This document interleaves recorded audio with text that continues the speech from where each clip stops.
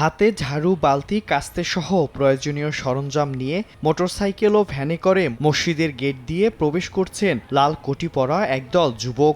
এরপর কেউ ভেতরে আবার কেউ বা বাইরে নিয়োজিত হয়েছেন পরিচ্ছন্নতার কাজে। শুক্রবার সকালে কুড়িগ্রাম জেলা শহরের মার্কাজ মসজিদ পরিষ্কার পরিচ্ছন্নতার কাজ করেন ১৬ থেকে ১৭ জন যুবক। দীর্ঘদিন জমে থাকা ফ্যানের ময়লা, মেঝে, দেয়াল সহ মসজিদের বাইরের ময়লা পরিষ্কার করেন তারা। তালিকা করে কুড়িগ্রাম জেলা শহর বিভিন্ন পাড়া মহল্লা ও গ্রাম অঞ্চলের মসজিদ ও আশপাশের এলাকা ধোয়া মোছা সহ পরিষ্কারের কাজ করে আসছে ইসলামে তরুণ সৈনিক নামে স্বেচ্ছাসেবী সংগঠন। প্রতি শুক্রবার সকাল থেকে দুপুর পর্যন্ত মসজিদ পরিচ্ছন্নতার কাজ করছেন তারা। একজন মুয়াজ্জিম বা খাদেম দিয়ে একটি মসজিদ ও চত্বর পরিষ্কার রাখা সম্ভব হয় না, এমন চিন্তা থেকে প্রথমে এ কাজ শুরু করেন ৪ থেকে ৫ জন যুবক। এরপর ধীরে ধীরে বাড়তে থাকে তাদের সদস্য সংখ্যা।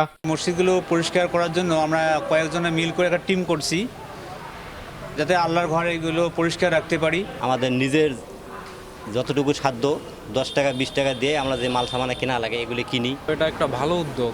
এটা আসলে আমাদের যুব সমাজদের যেগুলা ছেলেপেলে আছে সবাইরই করা দরকার। প্রতিটা জায়গায় একটা করে কমিটি তৈরি হয় যেন এরকম করে পরিষ্কার রাখে। আমরা প্রতি শুক্রবার এরকম কাজগুলো করি। এটাই দোয়া চাই দেশবাসীর কাছে, সবার কাছে আমরা দোয়া চাই যেন এই কাজ আমরা চালিয়ে যেতে পারি। এমন মহতি উদ্যোগের প্রতিদান পাবেন বলে মনে করেন স্থানীয় ও মসজিদের সঙ্গে সংশ্লিষ্টরা। হাদিস শরীফও আসছে, আল্লাহ রসুল বলছে, আল্লাহ তাআলা নিজে বলেন, আমার ঘর যারা আবাদ করে, আমার ঘর যারা মহব্বত করে, আমি তাদের উপর শান্তি বর্ষিত করি, রহমত নাজিল করি, বেহেশতের রাস্তা সহজ করে দেই, পুলিশের রাস্তা সহজ করে দেই, বিনা হিসাবে জান্নাত দিই। আল্লাহ তাআলা আমাদের যুবক ভাইদেরকে যেন আল্লাহ কবুল করেন।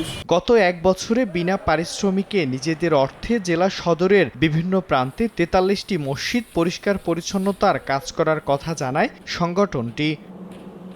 সময় সংবাদ, কুড়িগ্রাম।